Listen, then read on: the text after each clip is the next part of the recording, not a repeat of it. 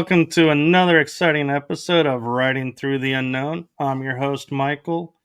And for those of you who have been watching recently, I have been having trouble with Rumble where it disconnects and I don't notice it. So I'll be paying a little bit more attention today. So if you see me looking off to a corner, that's because I'm checking to make sure still airing to the network.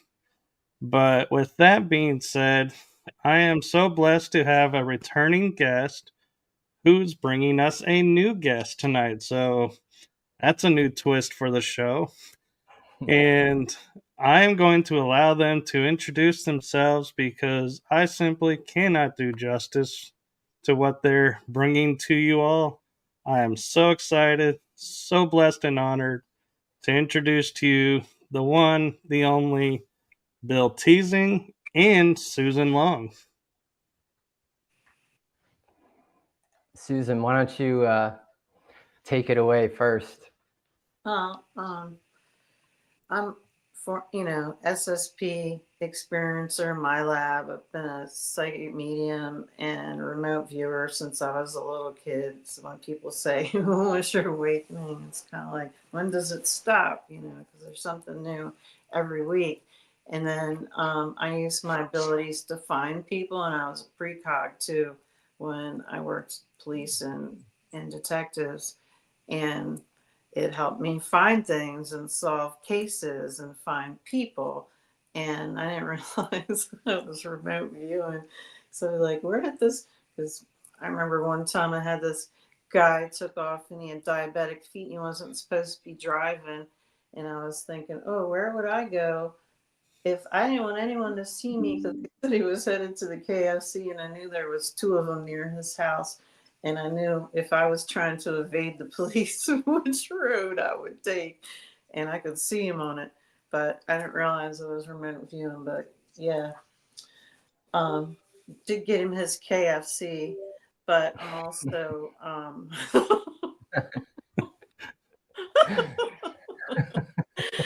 did. All the little things. Yeah. Get your That's KFC. community policing at its finest, But shoot, and I've also been a contactee, and I see ships a lot, and I'm a Reiki, Holy Fire, and Osui Reiki Master teacher, and I'm a cranial sacral fascial therapist, a therapeutic massage. So I do a lot of energy work, so I see a lot of things, and we're going to tell you about some of the interesting things that I've seen with this device, because I've been doing this kind of work for the last 15 years, and I'm also a herbalist. I've got pictures of ships, videos of ships, and I shift myself because I activated my light body back in 2019 and also saw my Lyran aspect and my dragon. So yeah, things have gotten really interesting. So go ahead, Bill. All right, thanks, Susan. So let me just get to my slide here. We'll go back to this one. So like Michael mentioned, my name is Bill Teising. I'm an electrical engineer. I've been practicing electrical engineering since I graduated in 2001. And I have experience in designing computers. I've worked in high voltage, and I've designed some very complex control systems as well. I guess one thing I want to point out on this slide here, assuming your audience can see, in the upper right corner, there's like these tower looking devices. That's actually a 1.8 million volt lightning generator at my old employer at ABB. And it is my goal one day to energize a bubble with 1.8 million volts. So something to look forward to. And I also wanted to mention, as far as working with Susan. So I met Susan essentially in October of 2023. She and I have been working together since then. And recently, as of October of last year, Susan has been working with the bubble, and she's been able to discover some things, pretty amazing things that I did not know existed with the bubble. So it's been great working with her. And just the overall goal that we're trying to accomplish with working together on the bubble is to essentially be able for Susan to increase or enhance her abilities, the skills that she already has, and then take that learning outside and teach others on how to do the same thing. So teach others how to duplicate her experiences. So this is, the intent is to spread the knowledge around, if you will. So I have a quick question for you. Sure. What is this bubble that you keep mentioning?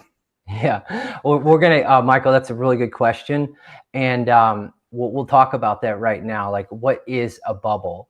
And the bubble it's essentially made of 3 different things. Okay, the first thing is what we call our O piece.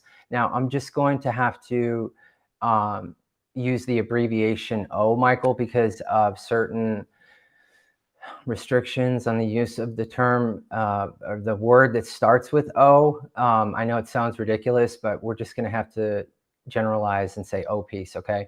But here's an example of what like an O piece might look like. Now, I did not make this one. Amaria Sweet made this. What's up, Amaria? This is a little version of a mini pyramid. Now, I still use this pyramid as a bubble when you add the other 2 ingredients, which is a violet ray and heat. So when we refer to a bubble, it's 3 things: your O piece, whatever shape that might be, your violet ray, and heat. And those 3 things combined make this device. And I will also mention, why is it called a bubble? And it's pretty simple. So some people actually, and the first time I actually discovered this, I did see a sphere in the sky, and we'll get to that. But people who can see energy describe like a bubble field that looks like an expanding bubble coming out the top of the device, and which just continues to get larger and larger. So that's where the name or term bubble came from. Yeah, and I like the little icons on the bottom right because I can see that's the O piece. But then the violet ray kind of looks like a shower, and the heat symbol. Yeah, now this little shower piece here, the reason I did that icon for the violet ray is when you do order a violet ray, it comes with several electrodes, and these are like these glass, different shaped glass wands, if you will, that plug into the end of the device. And one actually kind of looks like that. But you're right, it does look more like a shower. So, but yeah, bubble is 3 things: your O piece, heat, and the violet ray.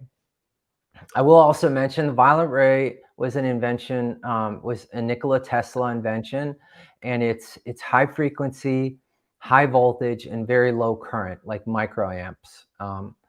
So, Michael, have you ever seen a violet ray? Do you know what I'm talking about there? I have, and it's something I stumbled on one day, seeing it and experiencing it, but I've never really like looked at going and saying, let's see if I can generate another one of those or recreate that effect, because I just was like kind of messing with the violet flame. I hear it. There's Susan. Yeah, here, I'll swap out so everyone can see it. Okay, great. You can see a little bit better, but yeah. Yeah, do you want to touch it, Susan? Show it makes sparks.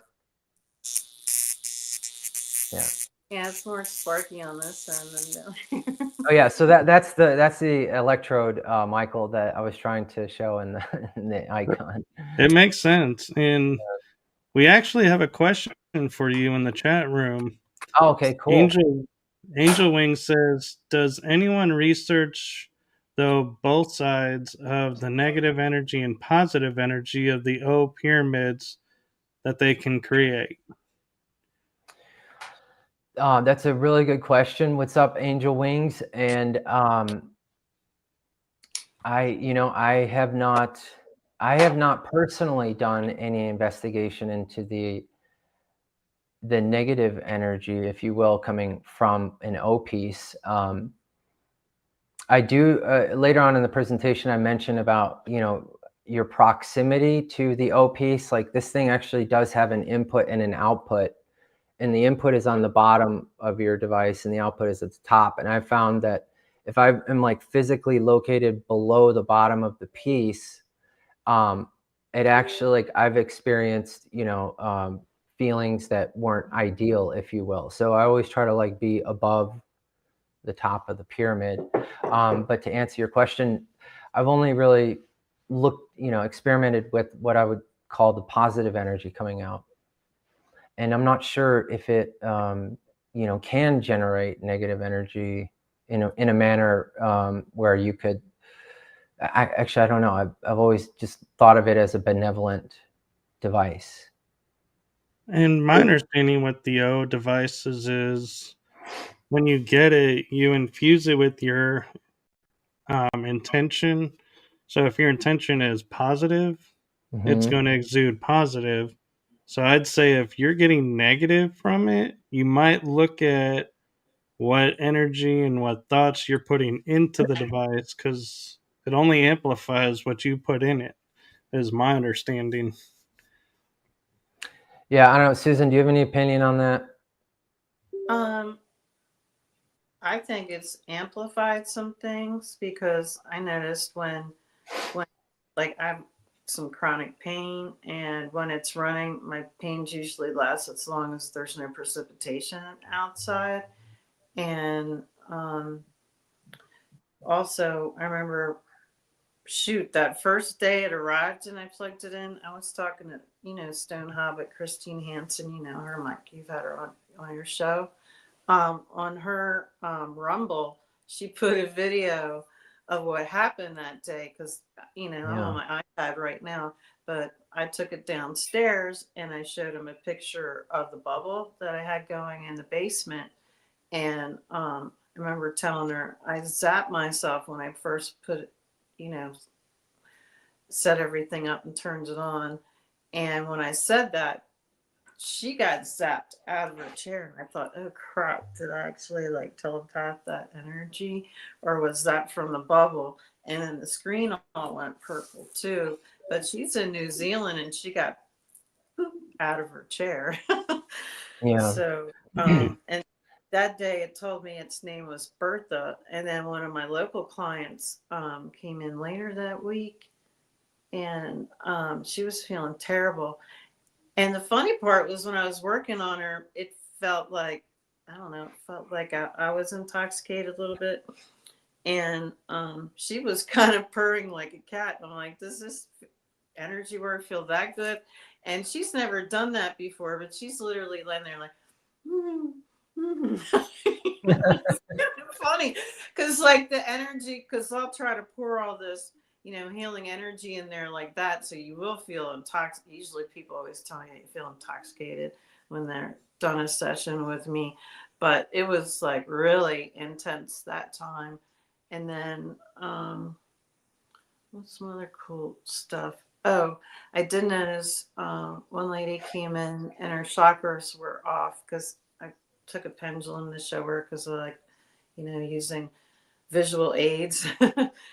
And then I used the violet ray on her feet. And then I went and checked her chakras again. And all her chakras were aligned because she had 3 of them were closed. And so that was nice. So if you don't know how to do it yourself, you don't have any Reiki or anything, you could use that to align your chakras too, I guess. But yeah, a lot of like trial and error stuff because I'm using it for protection and manifestation, and then we'll also maybe this cool meditation thing. That is It's cool. the crystal. And the first time Oh I yeah. was in that, um, I saw, I'm in an old Victorian. I saw this Victorian guy because I was laying down inside of it. It's looking down at me and his kid with little brown knickerbocker pants on, the ones that came in. Yeah. And I think that was a former owner and his son. And then I also saw like, they kind of look like those pirates from the Pirates of the Caribbean. And it was, I guess those were archons that I could see. And it was, trying to cut them off. Yeah, they were watching, right?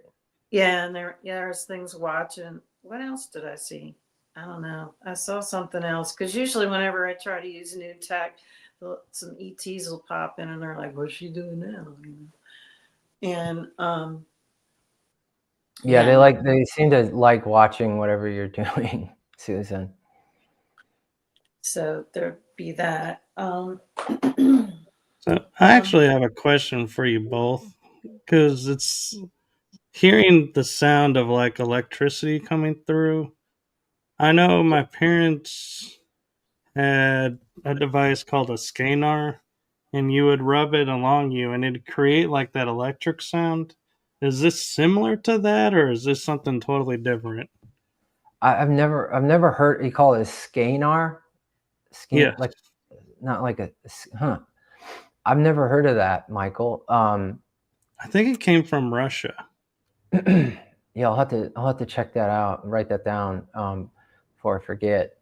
Or maybe we can chat after this call, and you can, I don't know, spell it out for me. But not sure about the scanar, but this is like I mean, I remember the first time I bought a violet ray because I found out about the violet ray through one of my mentors. This guy's name is William Jensen, and Susan, I think he was an SSP as well, but he taught me about the violet ray. So I bought one used on eBay, and I was like afraid to touch it first couple days. But once you touch it, you know, you realize it's not going to hurt you. And I mean, it's like a different feeling, I guess. You know, it's like I don't know how to describe it. It's just something different. I personally like it. My kids are, you know, try to violet ray their feet and stuff, and they'll tolerate it for a little bit, but they're just kind of like, you know, what are you doing? And so I don't know. I guess different people react differently to it. So we'll have to get you one, Michael. You can try it out. Yeah, because my next question is I've done with like acupuncture where they put the needles with Mhm. the electric current on it to try and stimulate the muscle a little bit and ease tension. And Mhm. I had a session where I asked to do that, and he goes, "Let me know when it gets too much." And I was like, "I'm not really feeling it." He goes, "We haven't maxed out. I can't generate any more." And I'm like, "I really don't feel it that much." He's Okay, like, perfect. I think you'd so like the violet ray. Like me, I like it on full power, you know, to get that big lightning zap. So we'll have to get you one, Michael. You can try it out. I'm not sure if you have an O piece as well. Maybe we can try to get you set up with a bubble. If I that. do have an O piece actually. Oh, okay, cool. And can I say what the O piece is, or is that going to be a issue for your Well, deal? I just probably wouldn't use the word, but if you want to because you might get describe us. what it is. I didn't want to accidentally say it and get you guys in trouble thinking, oh, it's no big deal if I say it, but Well, no, I mean, I think they'll just come after your channel if you say it. oh, well then. Don't Okay, say yeah, it. I won't. Yeah. But it's Scanar is SCENAR. Okay. I see. Okay, cool. All right, so I'll continue with the slides here if that's okay. Just a little bit more about me. When I'm not working, doing electrical engineering stuff, obviously I enjoy working on the bubble. I like flying my drone, going boating. I also, you know, I have 3 kids, so I enjoy hanging out with them. They're teenagers, so they don't really like hanging out with adults too much these days, but I do enjoy hanging out with them, and obviously working on the bubble.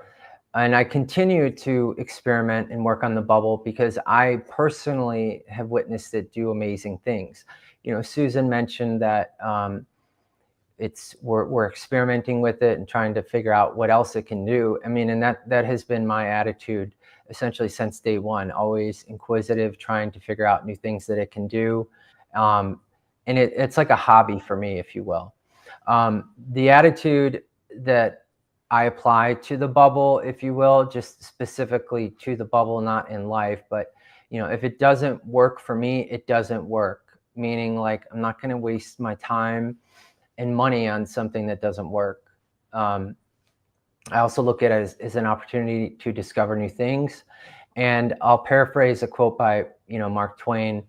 And he says, don't let school get in the way of your education. And I mention that because, like, as an electrical engineer, talking about crystals and O pieces and violet rays is like, the opposite of what you do in class and what I do at my job. So I had to let go of all of the things that I was taught to really learn something new here. And I would encourage your audience to keep an open mind as well if they want to experiment with this technology. Okay, so how the bubble has helped me. We'll talk about my experience a little bit, and then Susan, if you want to maybe elaborate a little bit on yours. But there's 4 things that I want to mention here, Michael, regarding the bubble that I've used it personally for. One is manifestation. I've also used it for protection. This third item, which I call open source innovation, and this last is other. And so for manifestation, I've actually, I ran an experiment with the bubble, and I was also using the Genesa crystal as well, and we'll talk about that in subsequent slides. But there was something very specific that I was trying to manifest in my life, and I spent, essentially every night meditating in the Genesa crystal, with the bubble next to me on this one specific thing for 45 days. And I was shocked when I actually manifested the exact thing that I was asking for. So in my opinion, manifestation is real. It obviously takes more than one day. I mean, I had to keep at it for 45 days, but I got exactly what I wanted. And I'm still shocked that happened. So I use it for manifestation. Susan, do you want to talk about, re-mention your manifestation? Actually, real quick, I'm looking at the photo on the bottom left. Yeah. And on the prior slide where you had the pyramid with the 4 obelisks. Mm-hmm. And what's interesting is when I'm on the astral plane, and if I get injured or I'm feeling my energy low, Mm-hmm. I created a place to go to. And what it is a pyramid that has 4 obelisks on each of the corners. And I feel like when I enter there, it's like I feel like I'm floating on a bed in midair and just getting re-energized, or my body healed up from whatever I was doing. And so when I saw your image, I was like, he has the same that I created. It was like, it just, when I was looking, I was like, I'm not seeing that. No way. Oh, that's awesome. I mean, Michael, that picture that you see in the lower left is a pyramid, and then I put these pipes out the top, and I mean, it looks kind of strange, but I have, these are like images that I see in my head, and I'm essentially, reproducing what I see. So like initially when I saw that image of the pyramid with the pipes coming out, I was like, okay, this looks weird, but just followed my intuition and did it. So that's pretty cool that you've had a similar experience with, something that looks like what you see in the picture there. Yeah, because there's no way you and I just meeting, we could have collaborated and said, oh yeah, let's put this design together. We'll really get everyone going. Yeah, this is totally synchronistic and just divine, because this is the first time to communicate about this. Yeah, totally. Susan, you want to talk about that's your manifestation? Going in my basement in my house. Actually, it's under my therapy room, but I've got that, and I've also the pyramid with the copper pipes coming out of them, and I also have another oak plate over top of that, and I've been putting money oil on it and some manifestation oil on it and some other stuff to clear up different things, and down there talking to it, and manifested my schedule being full for the next 3 weeks out, so that's good. I don't have to worry about that stuff. And then there's something else that's on the horizon too. I'm going to be looking at, but it's pretty interesting. It is, and Mine looks red though down there with the heat lamp on it. Doesn't look green like the picture. well, I imagine you can change the bulb to give the color of whatever resonates towards what you're wanting to manifest. Sorry, I mean, I gotta fix my keyboard here. Sorry, Michael. That's okay. Iron Bear 78 is actually asking, is this similar to phototherapy? Phototherapy. I've never heard of that. I haven't either. That one's new for me too. Have Susan, you, Susan? When they say phototherapy, I'm thinking more of esthetician type stuff, and no, this is different than that. Phototherapy is good for acne and stuff, but I guess you could use a violet ray for that too. I mean, some people do use it on your face for different things. I've used mine on my neck because I've got a 4-level fusion in my neck, so it's easy to pull it, and that'll help it. You know what else I use? This, like, Bill sent me one of these things, and I wasn't paying attention because he said it's a hair regrowing device. I'm like, you know. And then I had tennis elbow for 3 weeks, and it was so painful that I could barely lift a coffee mug without feeling like somebody's putting razor blades in my elbow. And Bill's like, "Oh, go use that. You haven't opened it?" I was like, "No." And I'm like, I used it for 15 minutes on my elbow, and my elbow hurt when I went to sleep. And the next morning when I woke up, it didn't hurt. And I've been suffering for 3 weeks, and nothing helped. Not using it, nothing. Yeah. Iron Bear 78 clarified by saying it uses your light energy. So I don't know if that rings a bell for anyone. Color therapy. Right. We'll have to write that down and check it out. But I've never experienced or tried it before, I guess you could say. Okay, so should I move on, Michael? Yes. Okay, great. I also mentioned protection as one of the things that I use the bubble for. And I did have in 2018, I went to the 5D Expo in LA and essentially put myself into a sketchy situation where I got spiritually attacked. And that's when I discovered the protection capabilities of the device, specifically regarding the input and the output side. And I found that when I was getting attacked, like I was on the input side, essentially was laying on the ground. And then once I realized, like, why isn't this thing protecting me? I essentially got into a different position where I was on the output side of the bubble, and it actually did protect me. So I use it for protection, and it's best to stay on the output side of the bubble. Now, I will say recently, since I've done some interviews, Michael, regarding the bubble, I've had gone through another attack essentially after one of these interviews.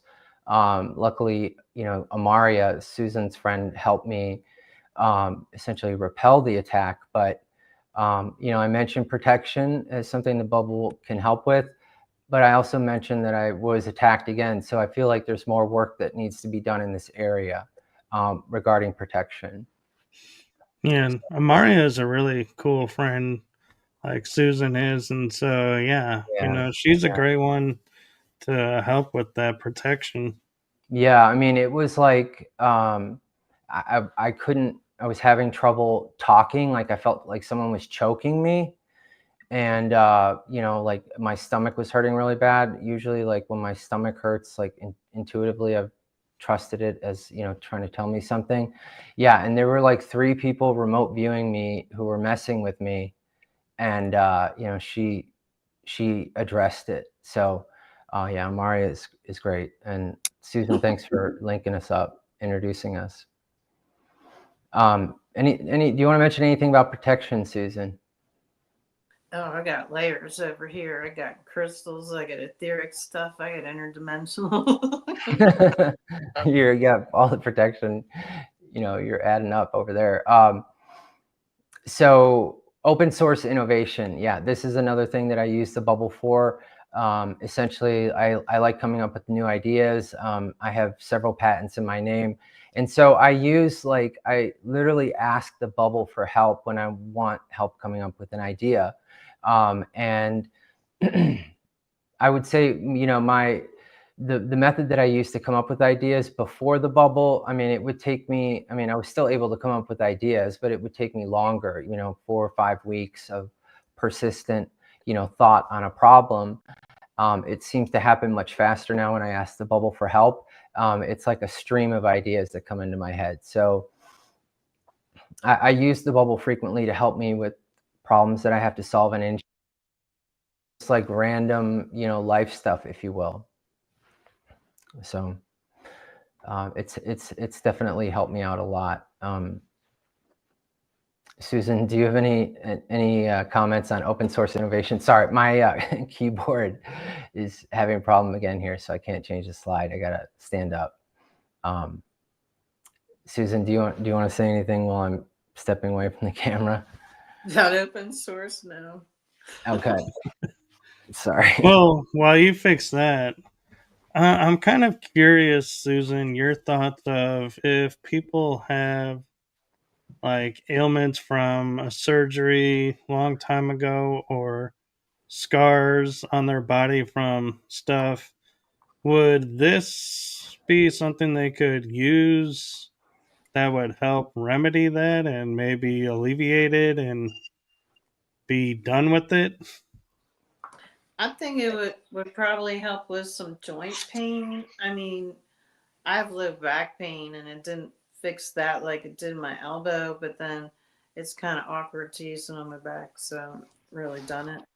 I'd have to do that for a couple of days and get back to you. But like scars, I don't know about that. I do cranial sacral fascial therapy, cranial sacral John Barnes unwinding and myofascial release, and that stuff works better for some myofascial release. Even cupping would probably work better on scar tissue, but that might heal you.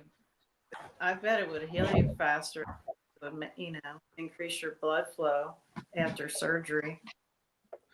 And the other thing I was thinking about is like when you get like a cough that you can't get rid of, and it's like, I'm not in a cold, I'm not in a flu, it's just there. And so I'm wondering if doing the violet ray would be like the body would say, okay, we're done with this. Let's go, move on. We're healed and good to go. Michael. Oh, sorry. Go ahead, Susan. I said I'd try it, but then if you look at the top of my Susan Long page, I have the original Violet Ray instruction book, so you can go through that and see, what you could do for a cough. I haven't read the whole thing either. I just think, I got a migraine. Oh, I'll try that. My neck hurts. Oh, I'll do this. Yeah, sore throats. I typically put some peppermint essential oil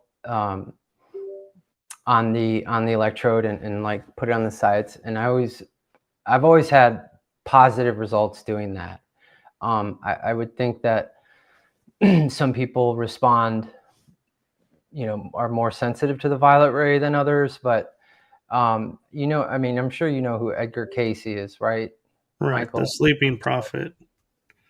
Yeah, I think he recommended the violet ray over 700 times for treatment. So, it definitely works for me.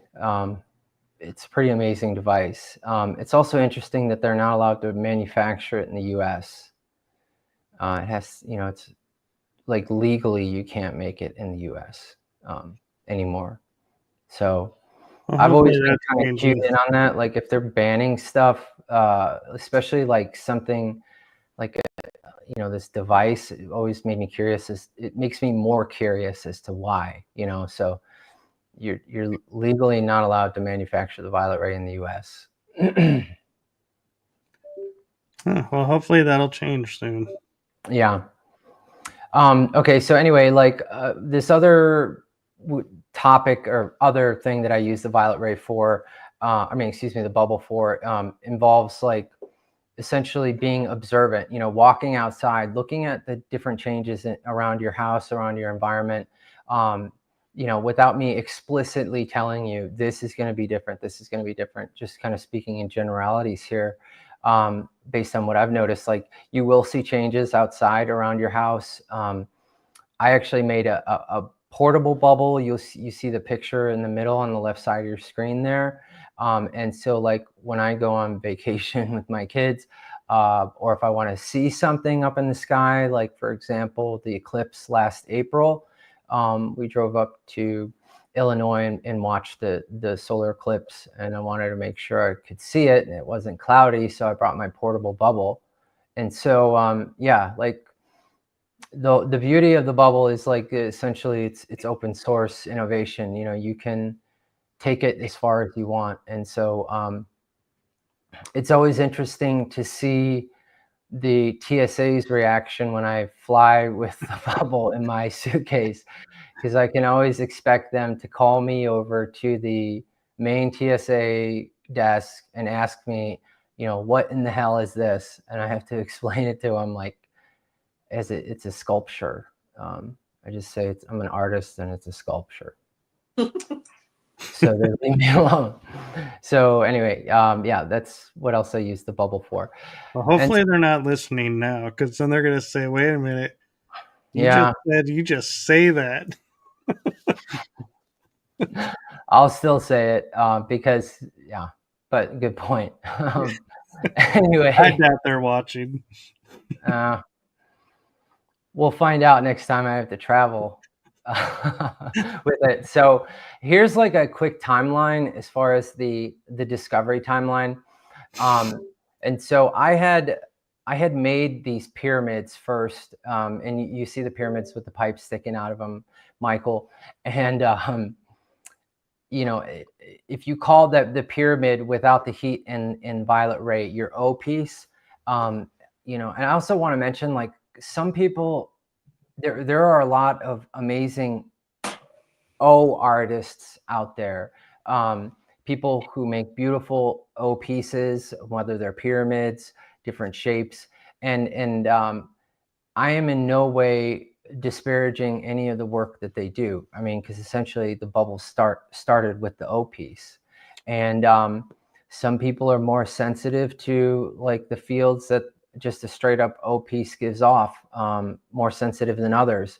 And so the community of people out there making O pieces, like, I support, and I think you all are amazing. And I apologize if I've disparaged y'all's work in the past by saying, oh, well, I couldn't feel anything with the O piece, so then I had to add heat and a violet ray, because then I could definitely feel it. So I just wanted to clarify that. Like, and I only mentioned that, Michael, because like, unfortunately in this community, the bubble tech community, some people are like, why are you even messing with O pieces? Make a bubble. Don't waste your time with the O piece. Take your thing and add heat and violet ray, and it's upset some people. I've never personally said that, nor would I ever say that, but there's some people in the bubble tech group, mainly, the person in charge of the bubble tech group who, we'll talk about that in a bit. But yeah, so all the artists out there, whether you're making a bubble or not, like, I think what you're doing is great, especially with the O piece. And Sabina, just wanted to say that to you personally and say hello. So anyway, I had taken my 3 pyramids that I made, and Michael, I was about to like throw them away because, like I said, I didn't really feel anything from it. And before I decided before I was going to do anything with them, I was like, all right, I'm going to give this one last chance. And I kept seeing images in my head of like a heat source under the pyramid.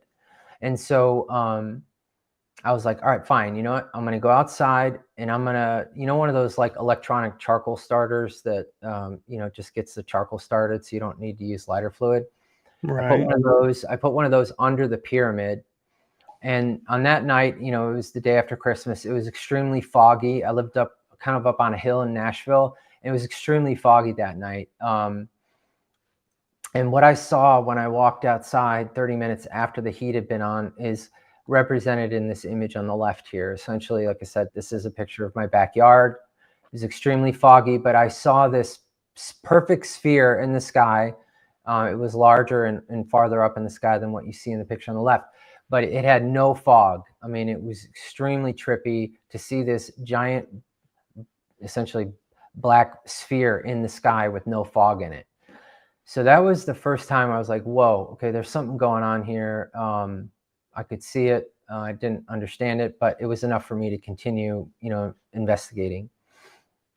In April of the following year, that's when I added the violet ray. And the story with that goes like this. So essentially I was visiting a lady friend of mine who had hurt her leg. She got into like an ATV accident. So I brought the violet ray over to her because I was going to treat her leg with the violet ray. Now, I had also set up a bubble or an O piece in heat outside of her house, and it was just running there. And as I was walking into her house, like I get this image in my head of me touching the pyramid with the violet ray. And I was like, okay, really?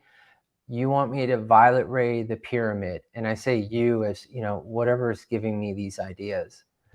And it was like, all right, fine, I'll go do it. So I got the violet ray out, I zapped the pyramid, and what I saw was pretty crazy. It's the first time that has happened to me, and actually really the only time that this has ever happened to me. But what it looked like when I was violet raying the pyramid was it looked like I was surrounded in this, like a veil, if you will. It was like this matrix of like these really small, I could see this grid, and the grid was like almost completely transparent, but if I could move my head a little bit, I could see like this grid, and it wasn't like perfectly straight. I mean, it kind of looked like a grid on like a curtain. And it was like surrounding me. And so I thought that was pretty interesting. So the violet ray was added in April of 2017. And then in May of that year, I made it an open source innovation. Essentially, I had contacted my patent attorney and was trying to investigate patenting it, but was told that because this is not based on known science, that you cannot get a patent on it. So I was like, okay, fine, I'll just open source it and give it away. And that was in 2017. And then in 2020, I started working with the Genesa crystal. And we'll talk about what that is in subsequent slides here. And also 2022, that's when I added motion. So I found that when I was physically slightly shaking the pyramid or the bubble, the effect, I could feel it farther away. And say feel it farther away, like I could actually feel it on my face, like the high voltage. And as far as efficacy, before I was shaking the bubble or without motion, I could stand about 6 feet away from the pyramid, and that's where about the distance where I could stop feeling the electricity on my face. When I started adding motion to the bubble, I could feel it about 12 feet away. So in my mind, I was like, all right, I've somehow doubled the strength of this device. So I added motion, and I continued to add motion to my pieces that I make and operate in my house. And then last year, I'd say the big improvement was grounding, electrically, how I'm grounding the bubble. And I'll just say I'm using a water ground now. So that's essentially the the timeline of innovation with the bubble. I'm kind of wondering, as I'm, like scientifically imagining the energy coming off when you shake it. I wonder if it's the effect like when you throw the stones in the river where it ripples out, and then as another one comes in, it causes the ripple to go further because it has more energy to push it out. So I'm wondering when you're shaking it, if it's like creating multiple waves, and therefore each wave is making it go a little bit further, a little bit further. Like you get the like kind of like the double up when you wakeboard. You know, if you get two waves that meet the right way, you can get like double the peak height. Maybe that's what's going on. But I mean, if for me as an electrical engineer trying to quantitatively measure, you know, the difference before and after motion, I mean, it's very crude method, if you will. I mean, literally, like the little hairs on my face, I can feel the electricity on them. And so I'd be curious, you know, Susan, in your bubble setups, like we have the motion going as well. I'm not sure if you could tell a difference before and after, or if you have any opinion on that. Mm-hmm. When it was shaken versus when it wasn't. I don't know. Maybe some stuff manifested a little faster because how long have we had the thing on there? It's been a couple weeks, right? Yeah. Not sure. So no real different. Okay. Okay. So Michael, I'd like to just briefly talk about, okay, how does the bubble work? And I'm going to just answer this in a, you know, a simple way. You know, I can't sit here and tell you how the bubble works. I don't know how it works. And that's not something that I've been particularly focused on. I'm more interested in what can it do. And so there's, you know, there's people out there that are in the bubble tech group that talk about, okay, this is how the bubble works and yada, yada, yada. I mean, that's great. I can't tell you if they're right or wrong because I don't know how it works. And like I said, it's not something that I'm too focused on because the stuff that I have seen it do is amazing. And, you know, there's stuff that I've seen it do that we're not going to talk about in this presentation because I can't talk about it. But it's doing something. And so it is important to understand how the bubble works because then it will tell us, you know, eventually what other things that it can do. But at least for me at the moment, it's not something that I'm too hyper focused on. And I just continue to do my research and, you know, maybe one day have some insights into actually how it works. But at this point, I couldn't tell you. I understand that. And Stone hobbits in the chat, it knocked her out of her chair in New Zealand. Oh, Stone's in the chat? Yeah. Cool. I'm kind of curious as you're talking about it makes an electric field, if I understand it right, with the violet ray and everything. Do you find that you need to like not wear cell phones or other electrical devices around it, or it's totally fine with everything? Do you want me to comment first? I mean, one thing I've noticed just with the violet ray, like if you're holding the violet ray and then you hold your cell phone, I mean, your cell phone will start going nuts because it thinks you're tapping on the screen. You know, your cell phone has a capacitive touch screen, which essentially means like the screen is a capacitor and it figures out where you're touching based on when your finger touches it, it changes the capacitance. When you have this high voltage, high frequency device in your hand and it gets near the phone thinks you're touching everywhere and it'll start dialing numbers. You know, you'll start sending texts. It's pretty crazy. So, you know, it's not something, it will destroy electronics. Okay. If you just take the violet ray your cell phone, I mean, it'll probably break it eventually. So, you know, I don't think you want to keep your electronics like adjacent to the bubble, if you will, or I'd say keep them away from the violet ray. I think why my computer is tweaking out right now and the keyboard is disconnecting every 10 seconds is because my bubble is on in the garage and it creates electrical problems in my house. Now, the bubble in my garage is pretty extreme. You know, I use like extremely high voltage and stuff. So, But I would say for the normal user, you should be fine. You might notice your lights flickering a little. Okay, I was just asking because I was thinking somebody somewhere might go, oh, let me try this, and not realize what they have, and then go, you broke my phone. Yeah. Yeah, I've broken a lot of electronics because it's kind of weird, Michael. I don't know why this happens, but you know, the setup that I have at my house, I use 40,000 volts and I use 40,000 volts DC. And this DC high voltage supply is powered by a 12 volt, like one of the 12 volt power supplies you can buy off Amazon.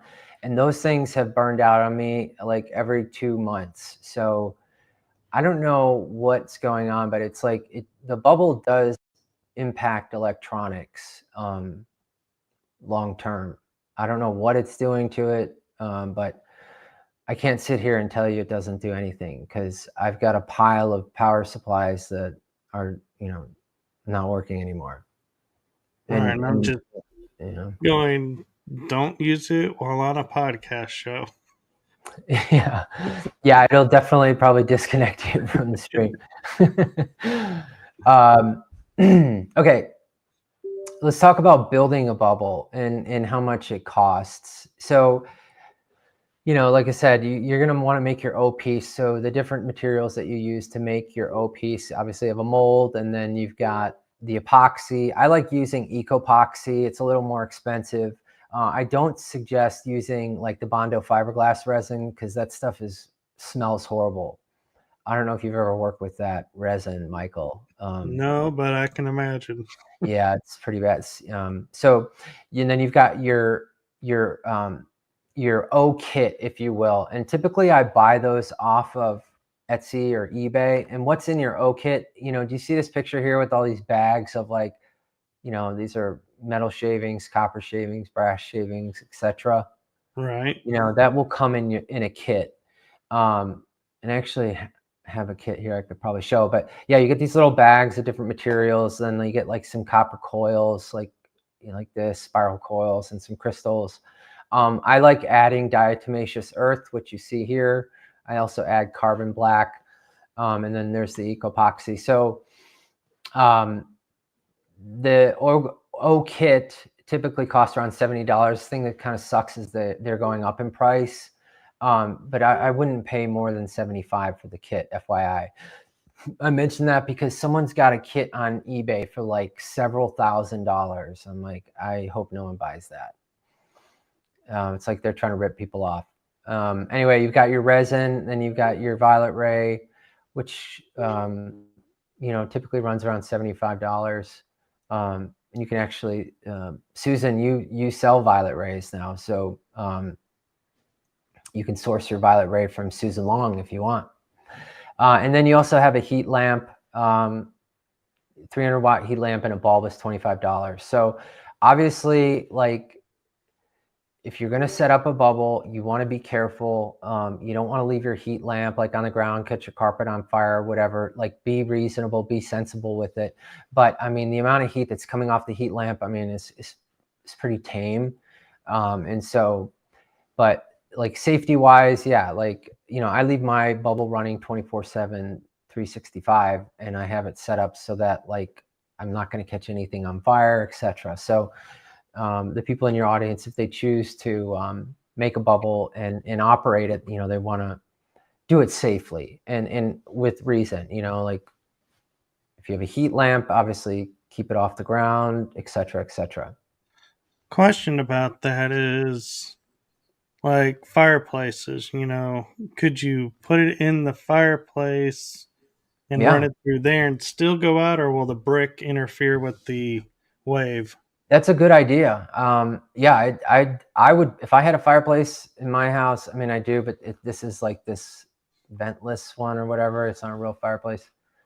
But yeah, if you had a brick fireplace, absolutely, that'd be a great place to put it. Okay. Yeah. I would say as far as field attenuation, the only thing and I can't even say if this would impact it or not, but if you were to put like the bubble in a lead box or a metal box, maybe that would impact it. But, I can't see the field coming off. Like, I can't see the bubble, Michael. Some people can. So I look up, like as far as effectiveness and like, is this thing working? I mean, I literally look up in the sky and use what's going on above me as an indicator of if it's working or not. Okay. Yeah. Susan, do you want to comment on, like, I don't know, how if the bubble is working? Are there certain visual cues that you see, or is there anything unique that you want to share with the audience? Shoot, I usually just go down and make sure the diodes work on it. Because sometimes a wire might have come loose, and then I have to, and I'm like, well, why am I hurting? Oh, this wire came loose. That's why it's not firing up the pyramid. And so you just use the electrode, right? Make sure the electrode glows as your, like, go, no go, essentially, right? If you can light it up purple, okay. All right, so with the what? With the crystal, to make sure it's running through there. If my diode purple. Yeah. Cool. Here's, like, the 5 steps that you follow to make a bubble. I mean, it's pretty straightforward. It's kind of like an art project, in my opinion. Some people take it more seriously, some don't. But essentially, you're pouring layers, you're mixing the resin, and then you're mixing in the components from your kit, and then you're going to pour a layer, let it cure, and repeat. So, like, you end up with this multi-layered shape. And Amaria, she's got some crystals in here. It looks like, I don't know if she poured this in one pour, but with larger pieces, typically you have to space out the pores, because the epoxy does generate heat when it's curing. And so and plus, like, you can make it look cool. Like, you could, if you want to have a layer with color in it, you can add glitter if you want.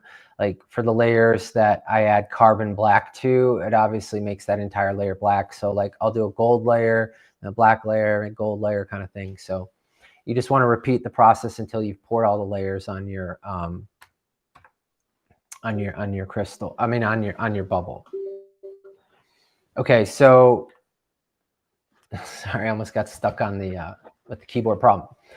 So we're going to talk about the Genesa crystal next, and this is something that Susan, I made a Genesa crystal and sent it to Susan as well for her to practice and see what kind of effects that she could generate. But the Genesa crystal essentially was something that one of my other mentors, his name is Bubba Dumbass. What's up, Bubba?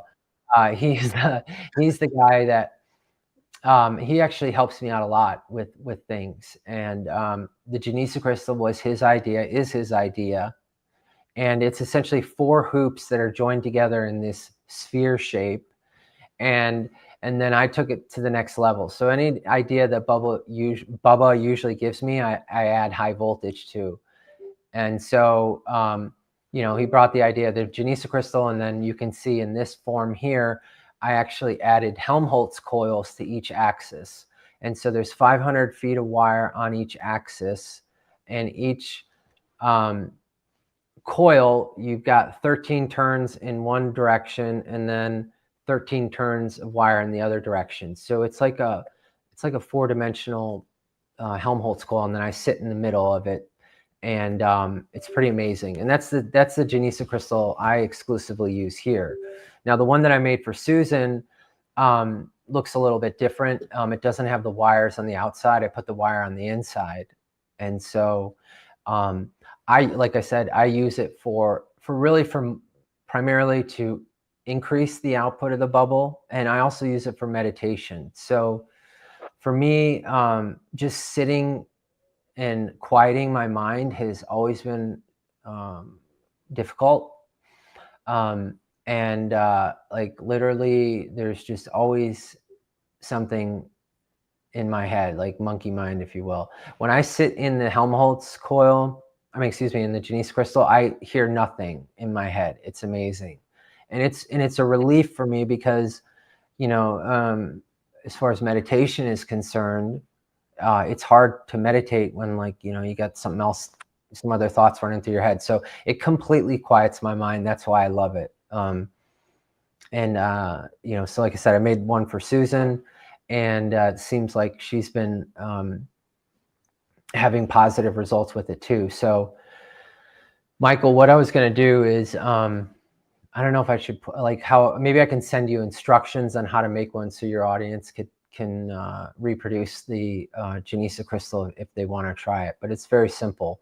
And I've gotten it down to using like those fiberglass tent stakes, so it's much easier to make than what you see in the picture here.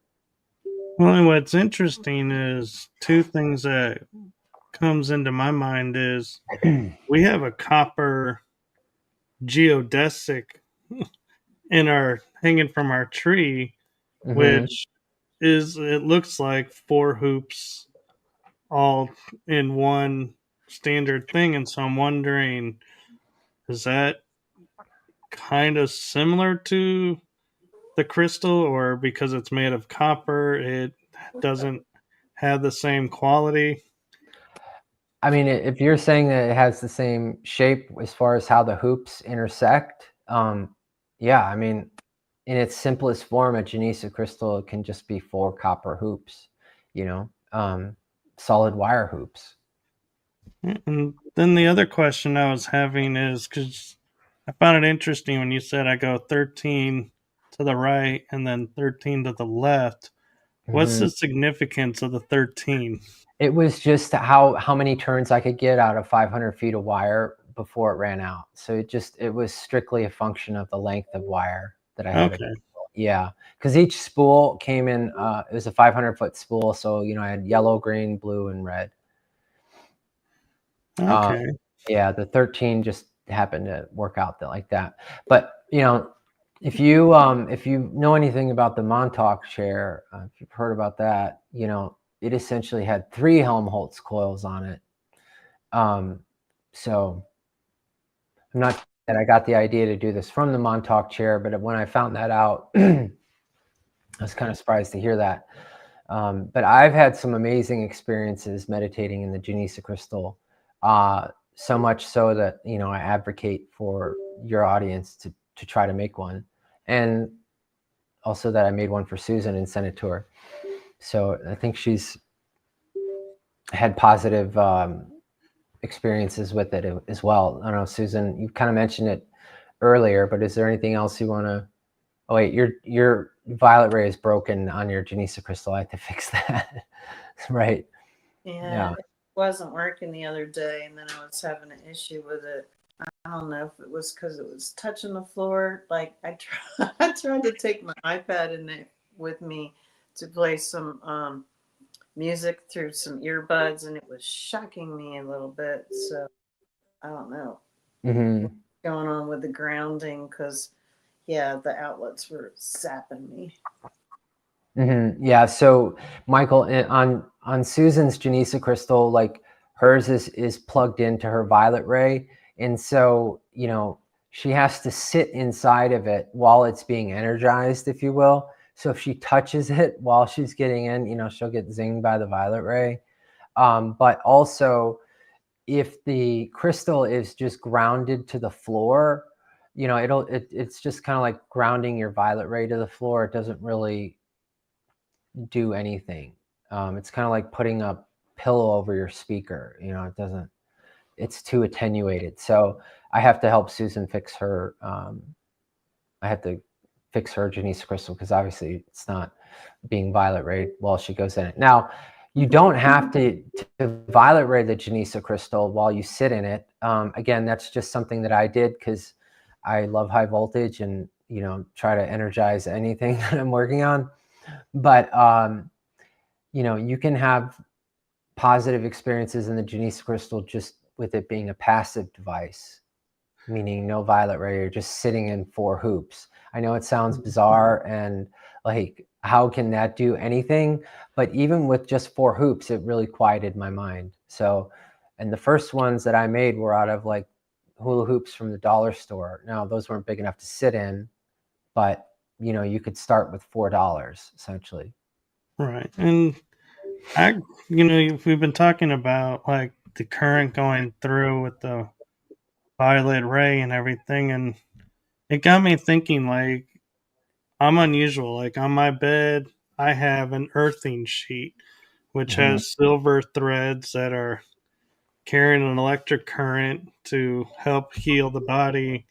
And then like I would have a biomat which was amethyst crystals heated that would help, and I would have no effect. But I know people who would lay on there and would say they would get an electric charge from the grounding sheet using both.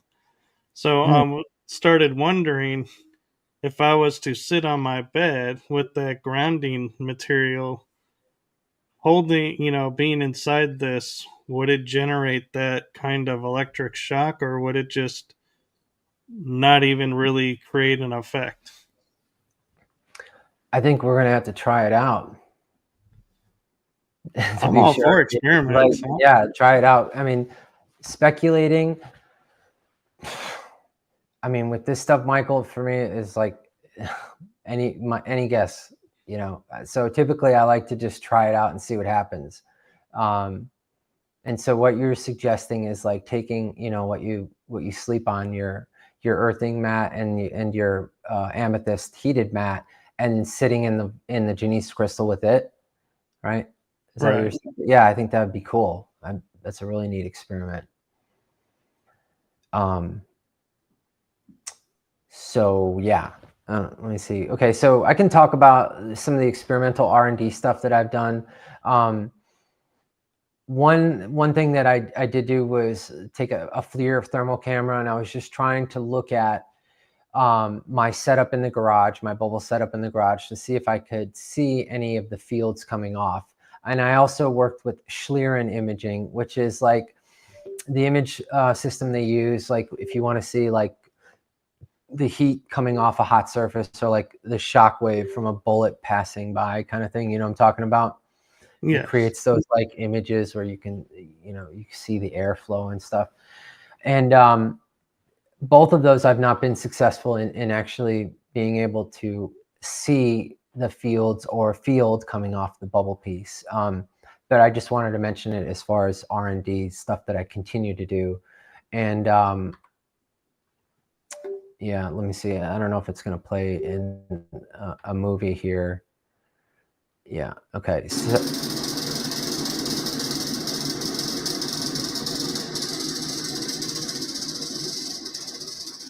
Okay, so that was in my garage using the thermal camera to look at my setup. I don't know if you heard the audio there, Michael, but yeah, you heard a little bit of it. Yeah, that popping noise, that's this power supply.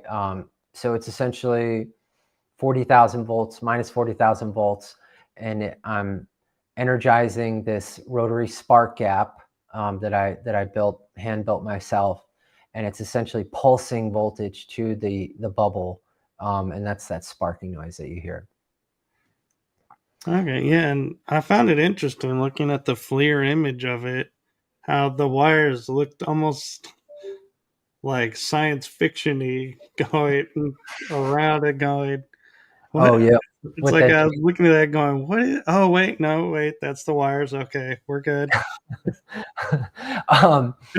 Yeah, I'm sure like, you know, I have this thing set up in my garage. So if I get close enough to my garage, I can hear it, you know, through the garage door, but I'm sure my neighbors are wondering what the hell is going on at my house. Yes. There's always some kind of high voltage thing happening. A couple of things that I did experiment with as far as different power supplies, like I tested a Wimshurst generator, which is like this old school static electricity device that you see a picture of here. I don't think we're going to play the video, but I motorized it so I didn't have to hand crank it anymore. And that was really interesting because the type of energy coming off a Wimshurst generator is not the same as what's coming off of like my 40,000 volt DC power supply. And I say that because like it's like straight up static electricity coming off the Wimshurst, the kind of electricity that, you know, you generate when you rub your feet on the carpet and touch the doorknob or rub a balloon in your hair kind of thing.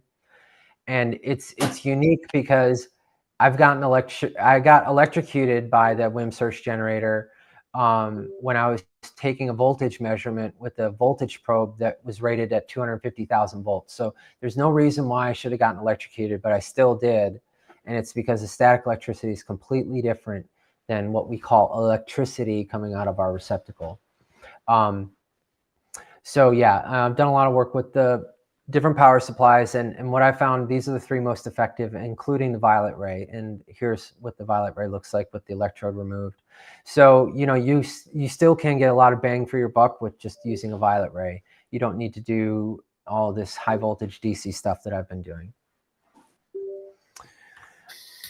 And here's the Wimshurst generator.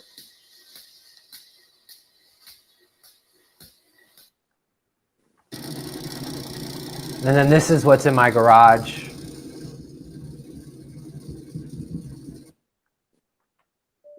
So that's the power supply. And I have to keep the power supply submerged in oil for electrical insulating reasons. Anyway, so Susan, is there anything you want to say? You want to jump in here? I feel like I'm talking too much. I'm good. I'm tired anyway. Okay. We're almost to the end here, Michael. So just a couple of last things. I wanted to say thanks to this guy, Bob at Amazing One. He's the guy that I've been buying all the power supplies from. And unfortunately, his website has now shut down because he passed away. But I just wanted to give him a big shout out because the amazing things that I've been able to do since 2020, essentially, I wouldn't have been able to do without his help. And I remember one day I called him up and I wanted to talk to him about some changes that I've made to his power supply. So I introduced myself, tell him I'm an electrical engineer, and then tell him that I took one of his products that was only supposed to run for 15 minutes at a time, and I made some changes so I could run it continuously. And he's like, okay, why would you want to do that in the first place, Bill? And I was like, well, you know, I invented this thing. It's called a bubble, and it's a manifestation device. And I energize it with your high voltage power supply. And he says to me, well, that sounds like a bunch of bullshit. And he's right. You know, it does sound pretty wacky at first glance. That didn't deter me from continuing to work on it. But I just want to say thanks to Bob for hooking up all the high voltage stuff. Okay.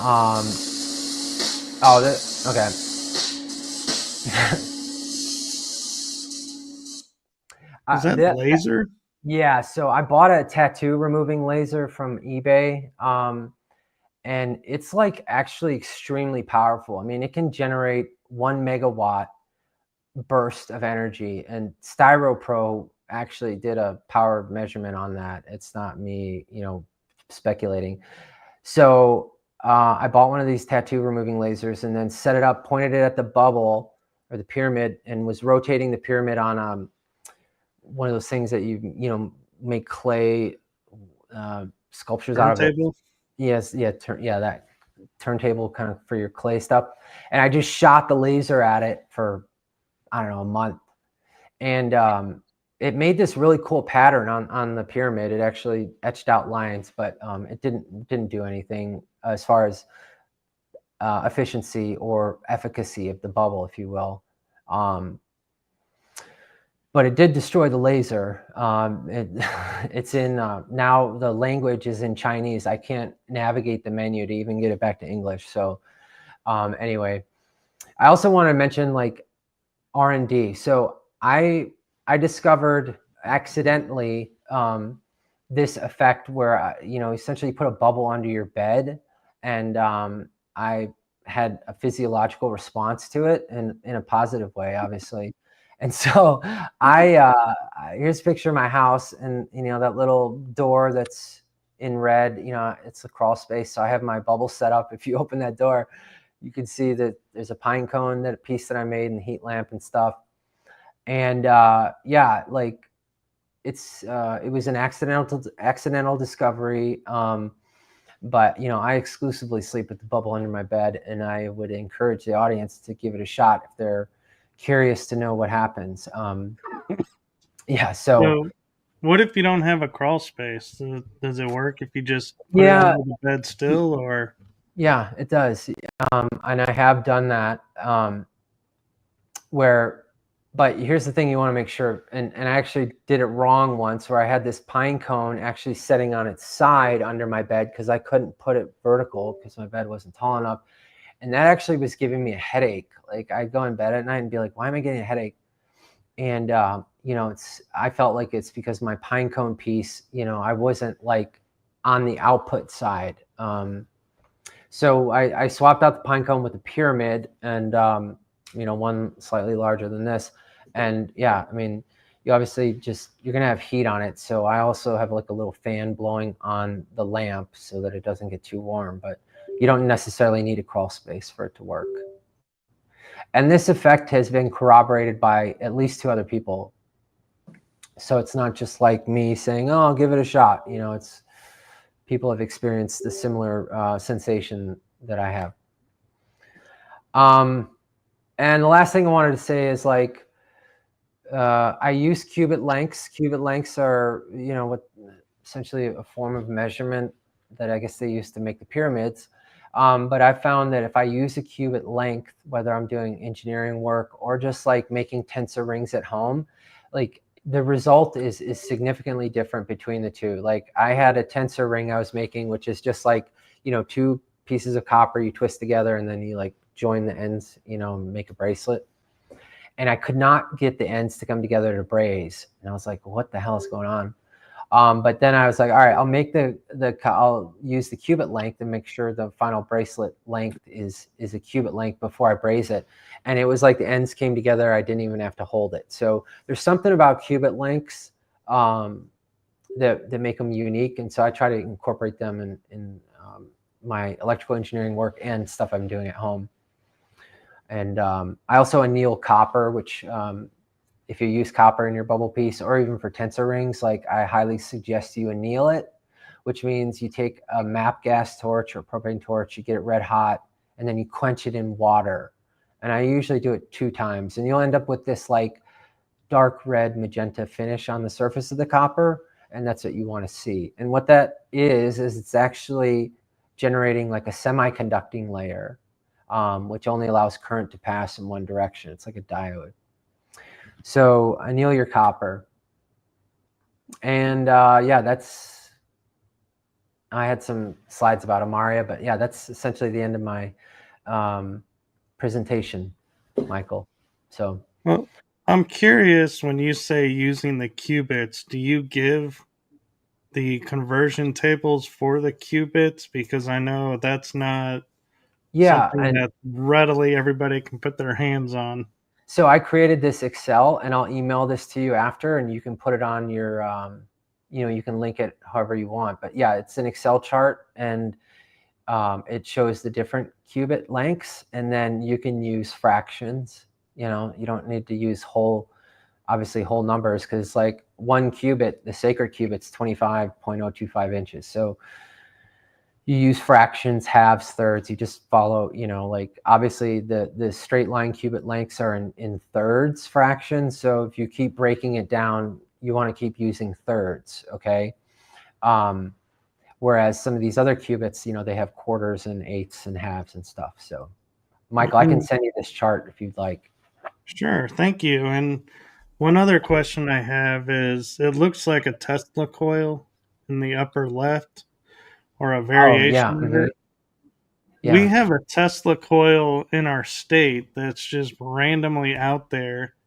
And so, are you in Texas? I am. Oh, I know where you're talking about. It's right off the highway there. Yeah. North of Dallas. Yeah. And I've often wondered, why is it there? And would the fact that we have that have any interference or benefit to your device? Would it interact with it, or too far away doesn't really affect it? Well, to answer your first question, why is it there? I think that's a very good question, because if you look at the building it's attached to, it almost looks like the back rooms building. It's really strange. So I think that thing sticking out of the ground that looks like a Tesla coil definitely has a purpose, because they cost a lot of money to make. It looks simple, but there's a lot of engineering that goes in to make these things work. So they spent a lot of money putting that there. And I think where it's connected to something underground, something that we can't see, that's the feeling that I get. As far as, will it help the bubble or does it have any effect? I'm not sure. My intuition says that whatever it's doing, the bubble might be trying to counteract it. I don't think it's necessarily a benevolent thing, what you got there in Texas. Yeah, because it's just strange when I'm driving down south. I'm like, oh look, there's the Tesla tower. I know I'm a certain distance. Yeah, it's definitely unique. I've never seen something like that in any state that I've traveled or researched. So it has a purpose, and what that purpose is, I'm not sure, but I don't think it's good for humans, if you will. Because you can do stuff with high voltage, unique stuff that isn't always good, so I'll just leave it at that. Yeah, and so if anybody has any interest in building one of these or learning more about it, how do they get in touch with you?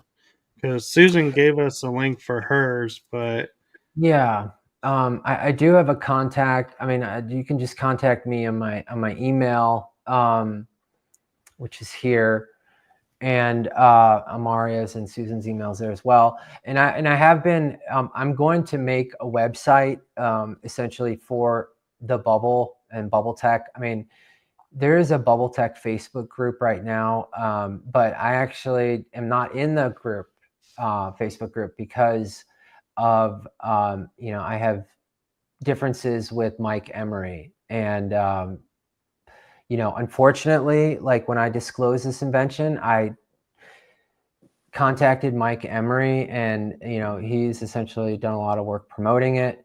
But I mean, I made a bad decision in working with him on open sourcing it, because Mike Emery is a problem, and he has pissed off a lot of people in the Bubble Tech group. And if I could unload a string of expletives right now, I would direct it at him, but I'm not going to. So I would not suggest people go to the Bubble Tech group, and it pains me to say that, but it's the truth, because I'm not part of it. So my email is there, and Michael, when I do set up a website, a separate place where we can talk about the bubble, I'll send you the link to it. Okay. So thank you for coming on and sharing all this with us. And sure. I also gotta say thank you for your patience with my questions, because I'm like so many thoughts going through my head and going, wait, I can't ask everything because we'll never get through with this presentation. But I think we covered a lot, and I think a lot of people, I feel like I got a lot of their questions that they may be having asked and answered, which may be benefit for them in watching this. Cool. And yeah, thanks for having us on your show, Michael. This has been great. And I'd like, as Susan and I continue to work together with the bubble, if we have updates, it'd be great if we could come back on and share that with your audience. Absolutely. I was just about to say, if you guys ever want to come back on and share more, I am totally happy to do that, and would love to have you guys back on. Okay, cool. Great. So, any parting wisdom for you, Susan? No. Other than I enjoyed, being on here, but it's been a long day. Tomorrow's another long one. Thanks for inviting us. Yeah. Thanks, Yes, Michael, and for having us. This has been great. yes, and thank you again, Susan, for bringing this to my attention and allowing us to make this happen. And with that, I'm going to say good night to everyone. And let me put the screen back. Here we go. Now I feel like we're not in presentation mode anymore. Oh, yeah. Might need one of those devices now. But Are we off the now? what, Susan? Are we still live or are we off? We're live right now. Oh, okay. I'm signing out now, so I'm getting there with you, and thank you to everyone for watching. Thank you to everyone in the chat room, and thank you so much, everyone. Have a blessed night, blessed day, wherever you are in the world. And if you feel inclined, do reach out. And, if this resonates with you, go for it. Take and look into it and do some research with it. So, with that, I'm going to say blessings to you all and good night.